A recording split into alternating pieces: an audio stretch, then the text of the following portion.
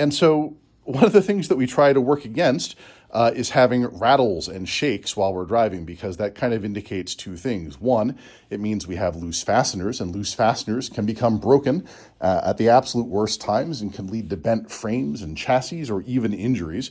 And also, because we don't want things to make lots of noise on the stream. It's distracting both to the drivers who are trying to concentrate and, to the hosts who are trying to get their shit together up front.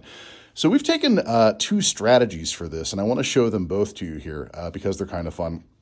And the first is we use a piece of software that is provided with our D-Box haptics called Stimuli Presenter. And all of that is a fancy way of saying we can just talk to the drivers underlying the haptic platform here kind of directly. And so we can say, hey, I want the actuators to swing left, or I want the actuators to swing right, and I want the actuators to swing front and swing back. But that's not the cool part here. The cool part is we can simulate bad forces like explosions.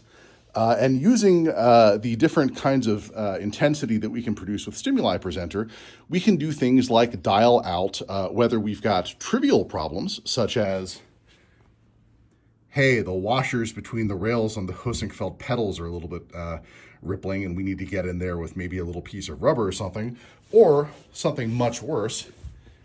Hey, the mountings on our actuators are starting to come loose, and we need to get in there and tighten them up because that's a safety issue. And on that front, we've got a really, really cool trick that came to us, actually via Conan. You may have seen one of these before. This is a inspection mirror.